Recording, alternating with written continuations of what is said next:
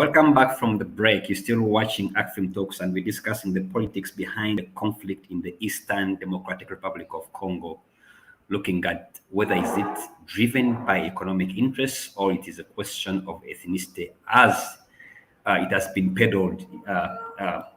And before we went for a break, we were discussing the path to solving this long-standing conflict. But let me read a bit of these comments that have been coming through. Julius Caesar Rukaya is saying that dialogue is good, but it's not a magic one to deal with the DRC conflict. The biggest problem is that no one wants to admit to exactly what is happening in DRC and their contribution. Okay, there was just another comment coming through from Ahimswe Amon, who's saying that the International Conference for the Great Lakes region, headquartered in Burundi, was meant to help in creating a platform for dialogue, but it was infiltrated by regional cartels. All right.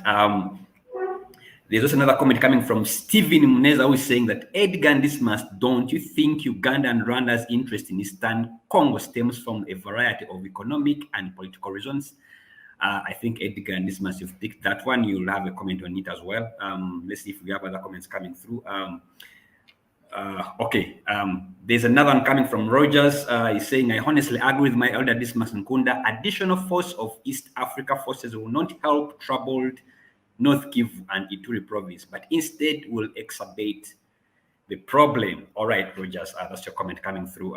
Then we have Julius Caesar saying again that until neighboring states fully take responsibility of their contribution to this conflict, we shall keep having roundtable discussions with backdoor catalytic provocations. One step forward, three backwards. All right. Let me bring in here Dismas. Before we went for a break, Dismas, I think there was a discussion that was building shape around dialogue. Probably you'll have a comment on it. But let's look at, when you look at the East African community, which DRC is now a member, having joined somewhere around March, I think towards the end of March. And some have argued that the DRC has brought its baggage to the EAC. Looking at particularly the fact that there are actors like Rwanda, Uganda, part of DRC, accused of supporting M23. How poised is the EAC, or how central and how capable is the East African community in taking lead in terms of brokering this dialogue everybody thinks can be partly contribute to solving this problem? Felix, thank you. I think I have already stated and said that it's a very difficult proposition for the East African community to think that they can sort out. It was very good for us, for the East African community and the entire population, everybody, politically, socially, that we integrated. No, we brought DRC into the East African community, bringing in about another 80 million people to be part of the community, making the East African community reach the Atlantic Ocean and also the Indian Ocean, which was making it one of the biggest blocks in the region.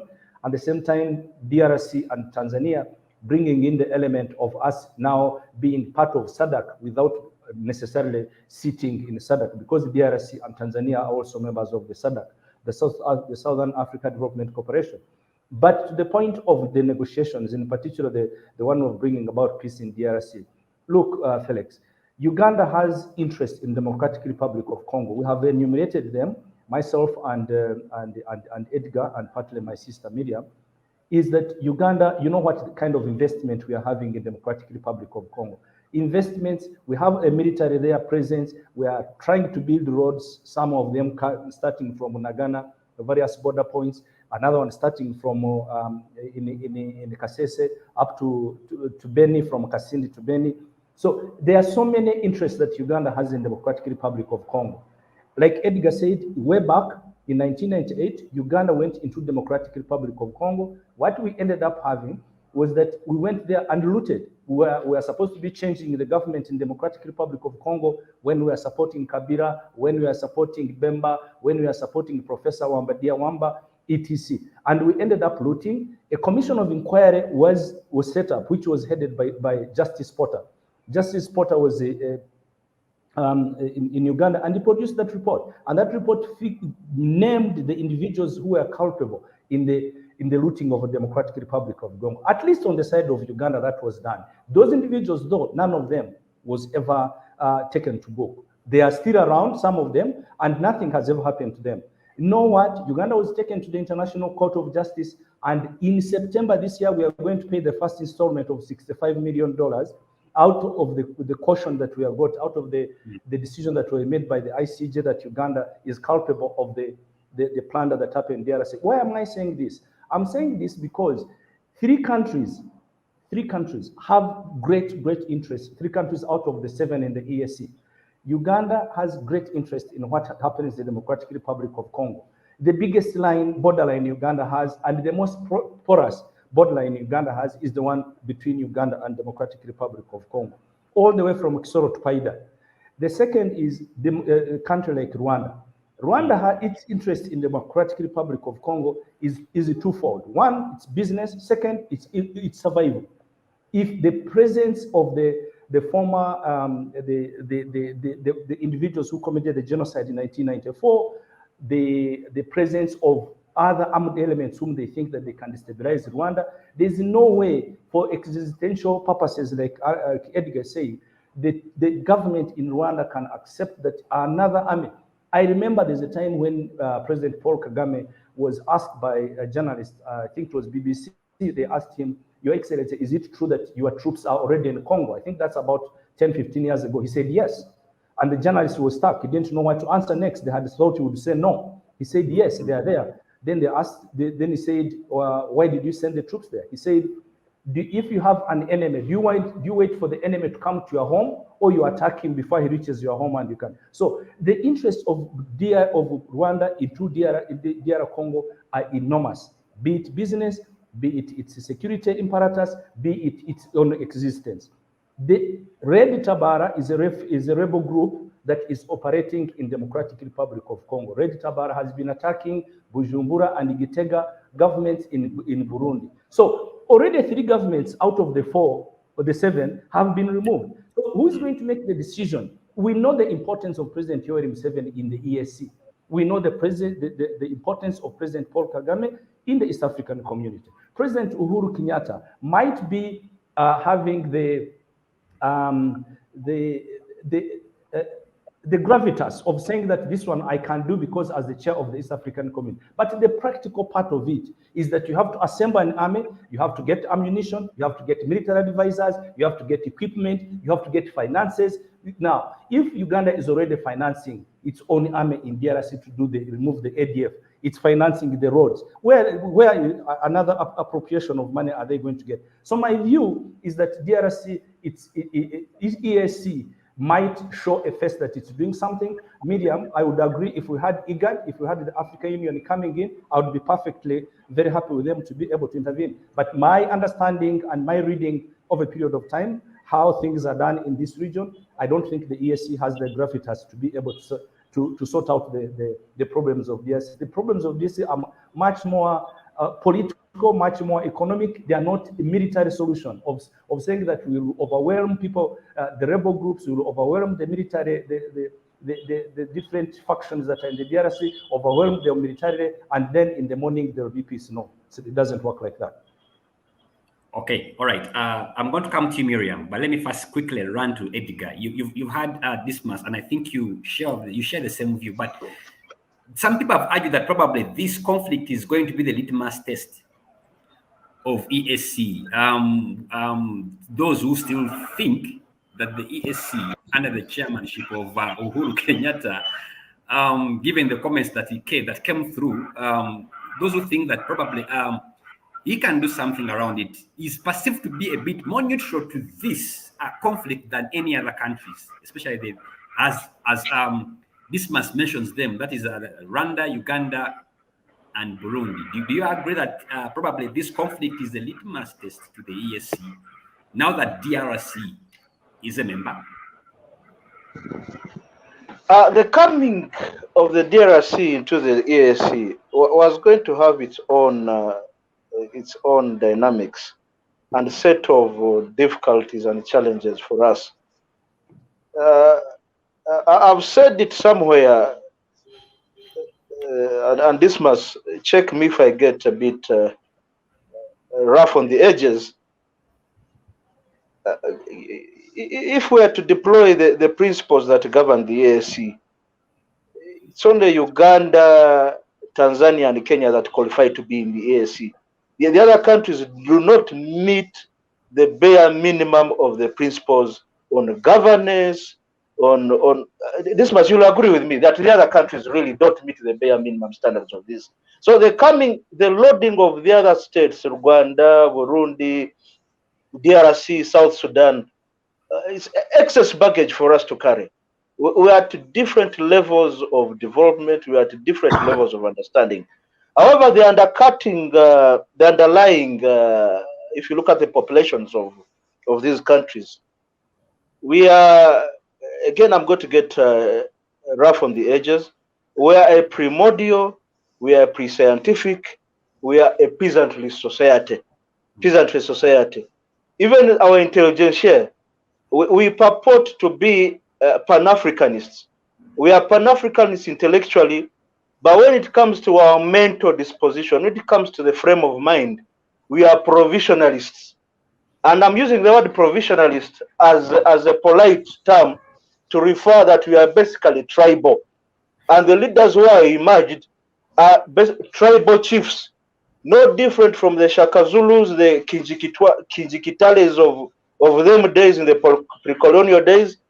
And what people are pursuing is mainly tribal, narrow tribal interests. We have even had some of the major protagonists invoking primordial identities of 500 years ago to justify their influence and claim to leadership and superiority. You know as well as I do that in the modern world, in the civilized world, it's science, it's technology, it's innovation, capital, and the movement of the four pillars freely within the world. And it's striving, communities, countries are striving for mastery in obtaining the four. And whoever masters science, technology, innovation, and has the capital can therefore claim superiority over other people. Now, you know as well as I do that for the four pillars to thrive, you need other countries. You cannot trade alone. You have to trade with some other entity. Why do we talk of the BRICS today? Brazil, Russia, India, China, and South Africa. It's because they've taken steps to addressing that. 50 years ago, Dismas is a little older than 50. At the time Dismas was being born, India and China were peasantry societies. Brazil itself was a peasantry society. How have they been able to transform? How have they been able to transform? Are we in East Africa following the same trajectory? Would you say that? I mean, even look at the leadership that is emerging in the region. Vesige used the adjectives stupid and foolish in a reference to the elite in Uganda. I wish to associate myself with the same statements. We, the elite, are failing the region. We, the elite, are failing the region. We are actually part of the problem. So unless we wake up from that slumber, we are going to continue in this cycle. And whoever, you've heard of the people in the region who are pontificating violence, who are pontificating war. Now, the moment you pronounce war, the moment you organize for violence, expect other people to counter-organize for violence. Violence builds more violence. Violence builds destruction. Violence yields more tears. So now enter Uhuru Kenyatta. Uhuru Kenyatta is not entirely a neutral party as would like to think. maybe militarily because of no proximity to the DRC. Believe me, I agree. Uhuru Kenyatta is one of the main reasons as to why he's looking forward to retirement is to go and trade in the DRC. Yes. My law firm hosted a business meeting, a business breakfast last Wednesday. It was live on many televisions. It was on ABS. It was on NTV. The chairman central. Pardon? You watched. The chairman Central Bank of Kenya, Senior Counsel Muhammad Nyaoga, came to give the keynote address. And Nyaoga is, for lack of a better expression, is a member of the deep state in Kenya. And believe me, and he didn't miss his words. They are all looking forward to what? To the DRC. Equity Bank of Dr. Mwangi was involved in that breakfast meeting we had. They are all looking to the DRC. And what are they going to do there? To trade. And for them to trade, the biggest delegation that was sent shortly before DRC joined the East African community was a business community from Kenya that visited to see the opportunities they have in DRC. And who sponsored it? It was Mwangi. Yes. Mwangi is also part of the deep state in Kenya. Him and Nyaoga are basically part of the same formation. So to say that Uhuru Kenyatta is neutral would be I think a misnomer. I think the more neutral parties to this DRC country are not really neutral. For instance, South Africa, the Republic of South Africa has premised its growth plans on electric supply. They suffer enormous deficits in electricity. Now, for the ANC to maintain its hold on the state, for the ANC to retain power, they will need to grow, they'll need to drive economic growth double the rate of population growth. So they need a minimum of 6 to 7% for them to maintain political stability and forestall the disillusionment of the black population there. That can only happen if they industrialize. Now, South Africa does not have access to that power. They are looking to Inga Dam. They are looking to Inga Dam to power their energy, to power their electricity. They are looking to Inga Dam. Now, anybody who interferes with the plans of the DRC, anybody who plots to destabilize DRC, is in direct confrontation with South Africa. And like I've said before on this show, that many events turn on information that is not available to the public. I don't know how much I can mouth in such a forum. And this must discuss freely when there are two of us, when it's just two of us over coffee. But on this show, I have to be a little bit, I know there are certain sensitivities that I don't want to incense. But believe me, France has sent security advisors. It has sent trainers for FARDC. America is involved. Some of the civil society organizations you saw that were organizing the demonstrations have a hand in the National Endowment for Democracy. Dismas and I know who bankroll National Endowment for Democracy. So, as it were, even if we are to talk of SADC, Angola all have interest in the DRC. The DRC is the trigger. Like Che Guevara said, DRC is shaped like a gun, and the DRC is what? Is the trigger. And unless we go back to the drawing board and address the intricate issues that we are basically a primordial society, pre-scientific. That's why we're going back into identities of 500 years ago. And I'm avoiding to mention names because I don't want to incense sensitivities in the region. But we are aware that certain officials in the region have been reckless in their statements. Yes, yes. They have been reckless in their statements, and it has infuriated the Congolese. The Congolese parliament sat and gave a declaration. This is the legislative body of a country. And this comes, I speak with a heavy heart, because Uganda just sent a delegation there to talk trade. Then you have officials within Uganda pulling in a different direction. So it begs many questions. Edgar, don't worry.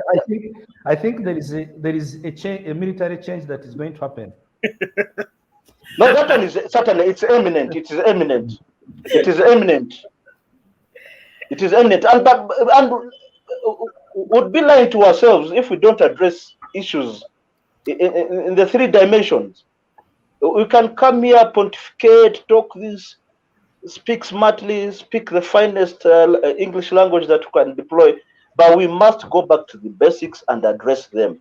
We need intra-ethnic dialogue in the DRC. We also need a regional dialogue to build a regional consensus. There's no way, and I must state it very clear, Kigali will have to be brought to the dialogue, the table of dialogue. It can't continue promoting violence that it has done for the last 150 years and think that other countries or other communities are going to fold their hands. They've got to sit down and have dialogue for us to have sustainable peace and stability in the region. Okay, thank you, Edgar. I really see, I can feel your passion and I feel your pain in this one. The bigger question is now, I think the questions lingering on my mind and many people out there is that if we have a dialogue, who can actually bring all these competing interests together and chatter a way forward? But let me come to you, Miriam Chongasho. Let me quickly bring you to this issue of, you know that Uganda is in DRC for the famous Operation Shuja. Now, when you look at the conflict, in the light of this conflict, what are the implications? For now, it has been suspended. We all know where we are at the moment, and I think yesterday, the president held a meeting over the same. But what are the implications of this conflict, especially to Uganda's interests? And we all know why Uganda is in DRC, under the guise of the Operation Shuja. Before I answer your question, I want to comment on what Dismas said. The East African regional players are also part of the conflict in DRC. Yes, Uganda is in DRC, Rwanda. So who will compose the regional force? I think the same conflicting members are the ones to join hands and form the regional peace force. They are now fighting as individuals, but when they come together as a group, they are supposed to adhere to the group command and orders. So we expect them to behave at least for a minimum of maintaining some peace as the dialogues continue.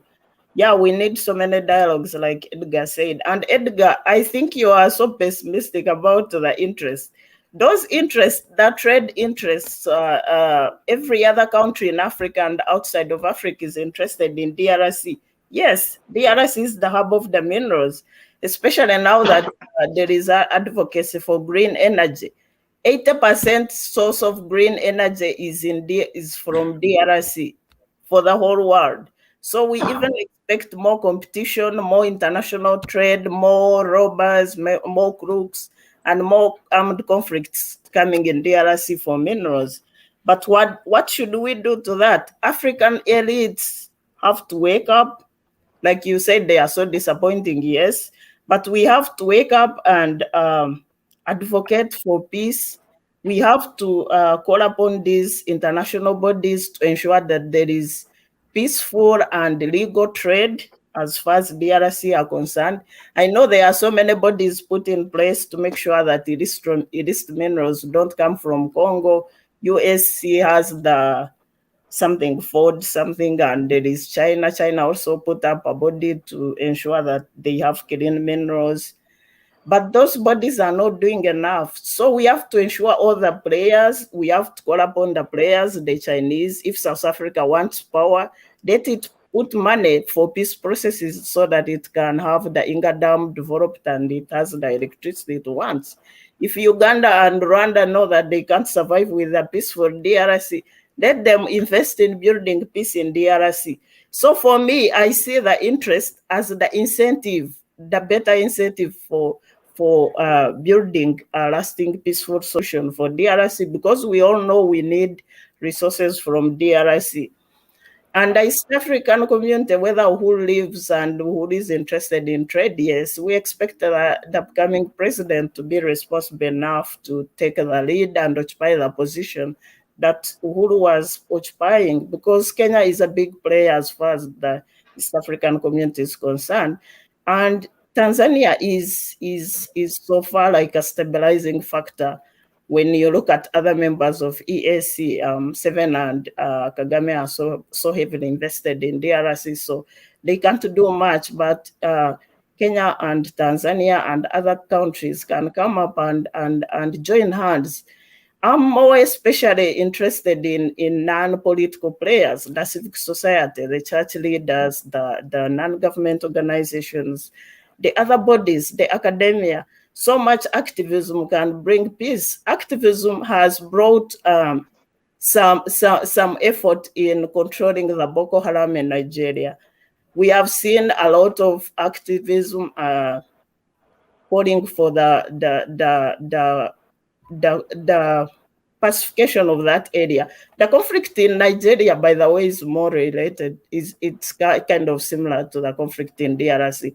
It's also about oil. It's about power control and the militias who are also fighting for power. And the country is as big as DRC. So the conflict somehow has a semblance as that of DRC. But we have seen a lot of prayers, especially the Africans in diaspora. You know, the largest population of DRC now, because of so many wars ever since independence, are living as immigrants in so many parts of the world. And they are very educated and they are rich and they have capacity to advocate for peace in Congo and take a bigger role. So if we call upon, as Pan-Africans, I know the word Pan-Africa has lost meaning to Ugandans, but it's still active. If we call upon the rest of the world, everybody interested in Africa, because DRC, as Edgar has stated, it has resources enough to develop the whole of Africa. The Inga Dam is strong enough to electrify and power industrialization in sub-Saharan Africa. The mineral resources in DRC are enough. The money coming out of it, even the jobs, if well explored, they're enough to develop the sub-Saharan Africa and even ensure that we are industrialized up to a developmental level. Yeah, we are primordial, like Edgar said, but we are not going to stay there. And having a young population, sub-Saharan Africa has a population, and we are looking ahead. That's why I'm so pessimistic. That's why I'm optimistic. I'm not pessimistic, no. I'm optimistic. Well, you are young, so you have every reason to be optimistic. No, ever since the last conflict in Kisangani, the 90s, and today, so many things have changed. We have flow of information. We have, like you said, Uganda was putting roads in the DRC. I think that is a positive move, though it's kind of, it can trigger some other players to really be suspicious, but it's very positive. And I wish other countries could also participate. We have African FDB funded structural infrastructure project, which has the north and the southern corridor roads and the railways interconnecting Africa. We need to connect, we need to integrate, we need to develop. No more time for conflict. Really, we should get past that and look ahead. So I'm going to stay optimistic about the DRC. And this conflict, by the way, you've talked about Operation Suja Felix. I haven't forgotten your question. I think Uganda shouldn't be this. I mean, so many things have the generals, some of the people leading that operation, I mean, need some sort of internal retraining maybe. But I think it was positive, but it was done. Maybe it shouldn't have been done the way it was done. I don't know, but anyway, ADF was attacking Uganda, and somehow Uganda couldn't sit and just let it be. So, but I think at this time they should withdraw and let internal processes in DRC maintain peace. Maybe we can stay at our borders and ensure for protect our borders from the borderline as other processes roll in. That's why I was saying that the deployment of the regional force maybe can take over from the UPDF for now. And we look at other processes, the civil society, the governmental, intergovernmental, interparliamentary. We have so many spaces which we can engage in peace processes and encourage the governments of DRC to disarm the rebel groups and negotiate for and engage in peaceful conflict resolution. Okay. All right. Thank you. Dismas, let me come to you on this one. Quickly, can comment on the implications of this conflict to Uganda's interest, especially the Operation Shujaa, which was a joint operation, and what's the implication now with this conflict at play? But also, as you comment on that one, I was here wondering whether we have a unifying incentive for the EAC, despite the competing interests, and Edgar's has been very articulate on showing the interests at play from the various actors involved in this conflict. But is it possible that you can have a unifying incentive for the EAC to address this conflict? That one thing that can really ask and say, okay, I think we can now, for now, deal with this problem. Thanks, Felix. I think let me begin with the last one. What is it possible that can be an impetus for the East African community to be able to intervene and sort out the problem of DRC?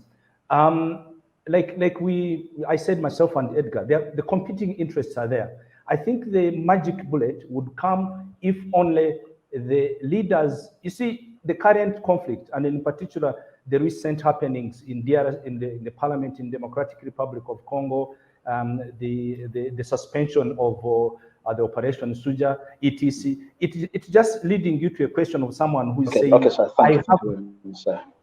I have mistrust in what these other neighbors of mine are doing. What is possible is that the East African community per se, if it had that gravitas, that's what I said, the East African community is there in different forms. There is the secretariat that is based in Arusha. These ones are like civil servants. They are individuals who sit in the office. They are doing other things of trying to make the East African. The political leadership of the East African community, which currently is being headed by President Kenyatta.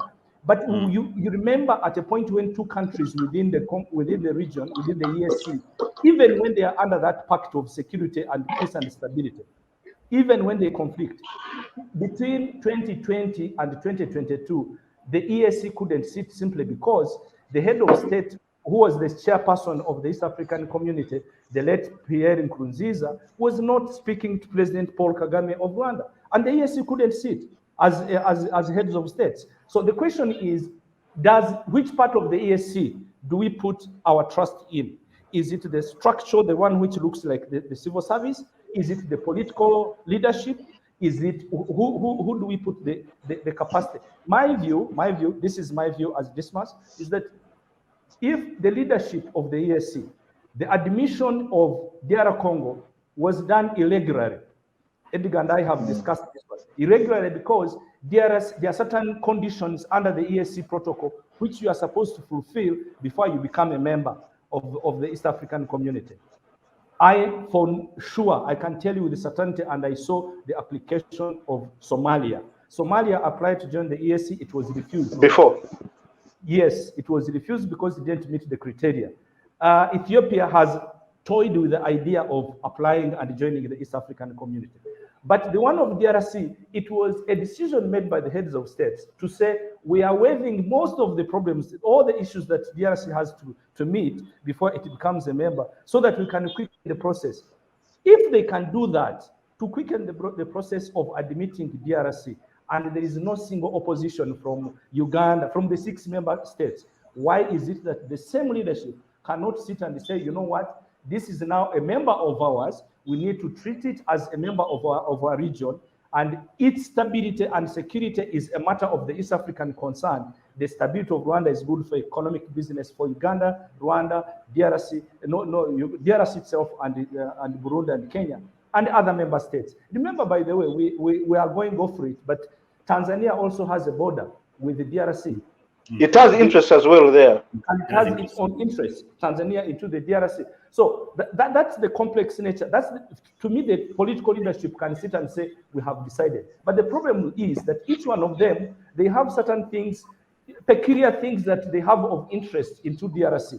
And therefore, they can't compromise. They need to be able to say, you know, you are interested in minerals, me, I'm interested in investing in roads, I'm interested in timber, I'm interested in the border politics of DRC.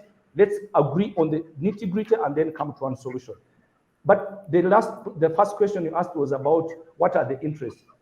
Edgar is a diplomat. He's a lawyer. Me, I'm a journalist. So I can say what I have to say.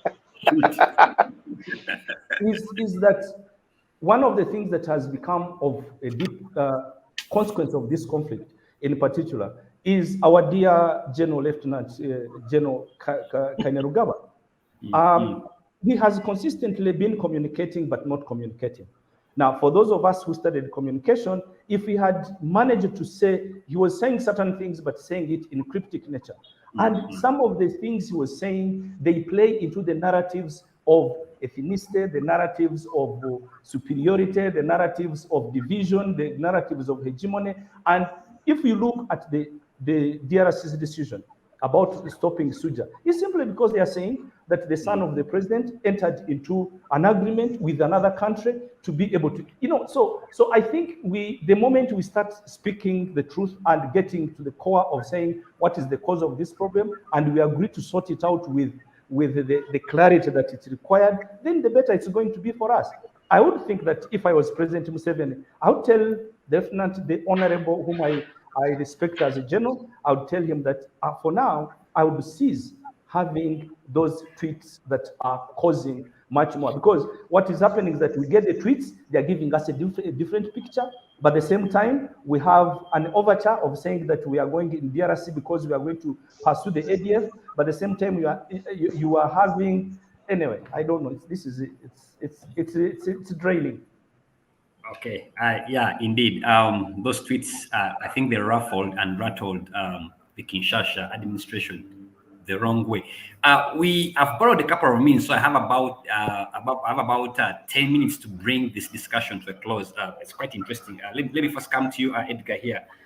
You can weigh in on my question, which I asked Dismas, but also the question that I wanted to throw to you is whether these competing interests all these countries have in Congo, whether they can be accommodated as we try to charter a way forward to address the long-standing conflict in DRC. Yeah, I think for me, at the bottom line of all this, there must be a way forward. Otherwise, we cannot keep saying Congo will continue to be a victim of its wealth. Can these interests be, you said, harmonized? Can they? Yeah, can they be accommodated as we pursue the path of dialogue? Because I know for a fact that even the war, even the Ukraine-Russia war, there are interests in there. So every conflict has interests that are always at play. But when we talk about dialogue, it's finding a way of accommodating these interests. Is it possible to accommodate these interests that the different actors in the region have in DRC Congo and charter a way forward to address this long-standing problem in DRC? Oh, very much so. These interests can be harmonized, and like I said, we have to start with our mindset. We have to have a mindset change. One of the critical issues is we had the delegation that went into the DRC, led by Dismas's contemporary cohort. What is his title? Senior Presidential Advisor, stroke, is it special duties? Odrick. Odrick. I don't. His portfolio is very long. I sometimes forget some of these titles. He led the delegation into the DRC. Made very big news. They went to Kinshasa. They had a charter flight from Uganda Airlines. They flew to Goma. All these dinners.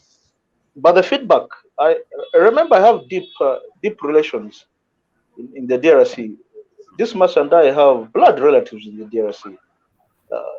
I have deep friendships with the deep state in the DRC, and the feedback I have from them, they are very suspicious of Uganda because of our past. We've been condemned in a court judgment, and here we are now going to talk a language of trade, even before we clear what is pending. Our tray is still full, and we are bringing more issues or more. So the feedback I have is that, and I think this is what informs all processes. The feedback I have from there is that Ugandans think they are going to trade in the DRC. They think it's going to be a one-way. They're coming to take out of the DRC and not bringing. And that is, I think, is at the center is the crux of the matter in the DRC. DRC, like Miriam said, is very big. It has enough for everybody. But we must be cognizant of the fact that in my language, I and Dave Simas's language, we have a saying, Tamfura idatira. Tamfura idatira. You can't exist as an island. We are interdependent. We are interdependent. I exist because Dismas exists. Miriam exists because I exist, and vice versa. And that's how I was saying that we have to go back to the basics and look deeply into our own traditional methods of dispute resolution. So the moment we come to that realization that we exist because other people exist, and those other people exist because we exist, and therefore we must relate as equals, not coming to take away, but it's like what Waganda would say, mpanku way, that symbiotic relationship. Then these interests can be reconciled. I mean, you don't have to send an army. You don't have to send an army to mime, kill, and commit acts of genocide or sponsor a militia there for you to access their minerals. Simply build a refinery in your country. These resources will reach there. Have smart partnerships with Congolese. They lack electricity in the Eastern DRC, and it will take time for them before they can develop capacity for them to engage in real industrial production. But they will certainly, I mean, export electricity there, have co-location of industry, semi-finished goods, and go and package them there. That's how smart people act. Europe, I was trying to import some machinery from Australia, and the Australian company told me some complicated machinery in mining.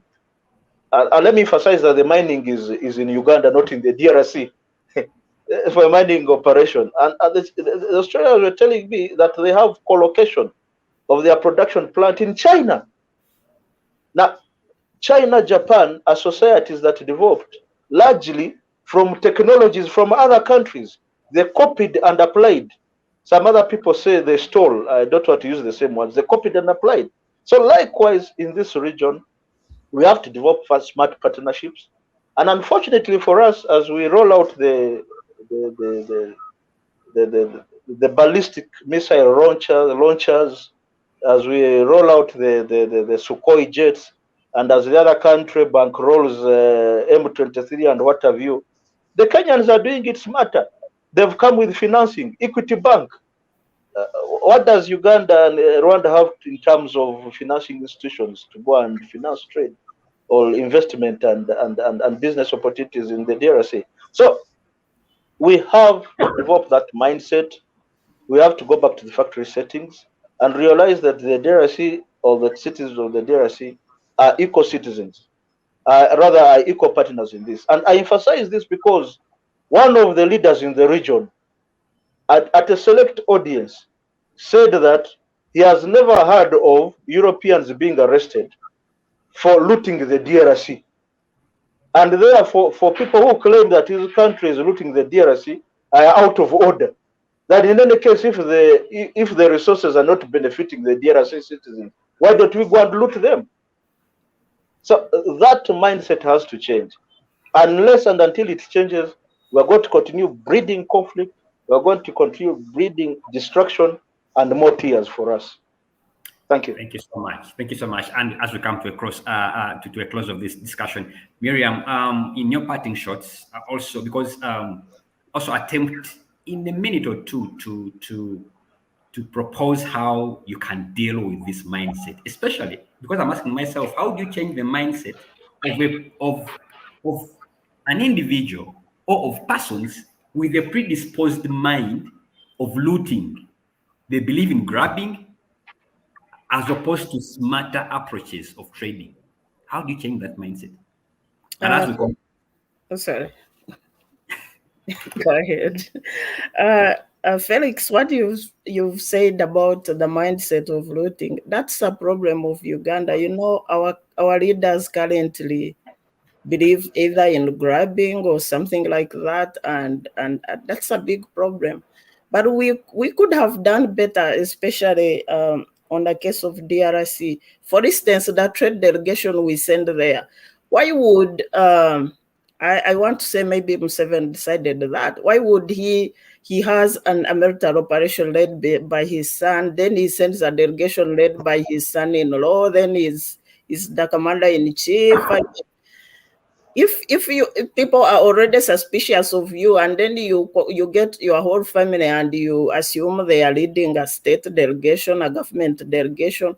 For instance, if they had used the Uganda Investment Authority or Ministry of Regional Cooperation or Trade or some other government institution, that delegation would have been less suspicious than what it is right now. So changing the mindset, I think, is very possible, but I don't see our government currently doing it. So that is a big challenge. But I would like I said earlier, I see the conflict in DRC playing at so many areas. For instance, this Mazinkoda said his relatives are there. So, for instance, if you have an RDC at the Bunagana border cooperating with another local leader across the border, and those people can cooperate and do the local trade, because most people, if you look at the people demonstrating on the border clashes, if you look at the people, these are ordinary people, ordinary peasant trading, ordinary market vendors. So such a people can be helped with the local leadership coming, cooperating and trying to create a way for interaction and cooperation. So the interaction and the dialogue need to happen at so many levels, and the way forward would be created. As in conclusion, I'm still optimistic about the DRC, and I'm hoping for a peaceful DRC in the future. But it will take all of us, especially the elites, the African elites, the African politicians, the African leaders at all levels, the civic leaders especially. We need to interact with each other. We need to know that these borders created around us, these borders were created by our exploiters. They are artificial. So as Africans as a body, we are one people, and we shouldn't let these borders and the local politics separate us. We should find a way of helping each other. We should find a way of trading with each other. We should find a way of developing each other instead of fighting each other. Thank you. Thank you so much. Dismas, your final remarks. Also, there was a question that came through. I think Gerard wanted to see whether there have been some calls that is it possible and how feasible is it to end this war by the breakaway of more people from DRC as one of those definite. Felix, that's another debate altogether, and I address it in. Sorry, I'm meeting it to your time, Dismas. Balkanization of the Congo. The Balkanization of the Congo is a big, very, very volatile issue. And if you dare Balkanize Congo and break it up, believe me, the rest of Africa will break up too. Dismas, let me let you discuss much more on that. Okay, Dismas, your parting shots. But a comment on that one as well. Yes, I think I agree with Edgar. It's anything that you touch on DRC and be able to say that there is a separation of one state going, because all those kind of revolutions that had been, there was the Katanga one, there are others, Edgar knows. There has always been an attempt to be able to separate certain entities, geographical entities, and being annexed, there has always been a talk. Let's take North Kivu, let it be part of the Eastern Uganda or Rwanda. Etc. I don't think we should even think about that, because the moment you touch that, I think even some of the countries that border DRC, there are nine countries that border DRC. Yes, all of them will have a problem. Will go up in flames. Yes, my parting shot is to agree with, like I said, I come from the DRC border, really very close, and I have relatives across in a place called Jomba, who are my maternal mother's So side. you were Congolese by proxy? By proxy, I'm Congolese. We are all Congolese. The question is when the question is the date of arrival in our various territories. And Felix, matters are not helped by the name Nkunda, having Nkunda there. So Muvunyi is the Minister for Infrastructure in the DRC, and that's my middle name. So we have relatives across. But what I'm trying to say is to agree with the media. There is the trade that has been happening between those countries even before the borders were erected to be there. Really, Kisoro alone, the number of Congolese that pass through Kisoro coming to Kampala to trade and buy goods in Ichikubo down here on a very day basis, it's unthinkable. Those are the kind of things we should be harnessing trade that is necessarily not the formal one, and people, so that the interaction goes on for some time. People, as long as they protect their business interests, the rest of these politicians we can deal away with, and we relate as individuals, and because our business interests and our survival is the most important thing. But I want to thank you, Felix, and to thank Coroneza Gerard, the people who have organized us for this talk. Thanks for having me again, and I look forward for another time. Thank you so much. We bring this to a close. We are discussing the politics behind the conflict in Eastern DRC. Is it commercial interests, money, or ethnicity at play? And with me, I heard three very interesting panelists. I had Edgar Tabaro, who is a lawyer and partner at Karuhanga Tabaro Associates. I also had Miriam Chomgasho, who is a Pan-African scholar based in Ohio, USA, and currently director of research at Center for Constitutional Governance, CCG. And as usual, I also had Dismas Nkunda, the executive director of Atrocities Watch Africa, who is also an expert in this area, as he has followed the conflicts in African Great Lakes region for quite some time. And I, Felix Kafuma, was the moderator. Till next time, let's keep the conversation going on our social media platforms. Bye-bye, stay blessed, and thank you.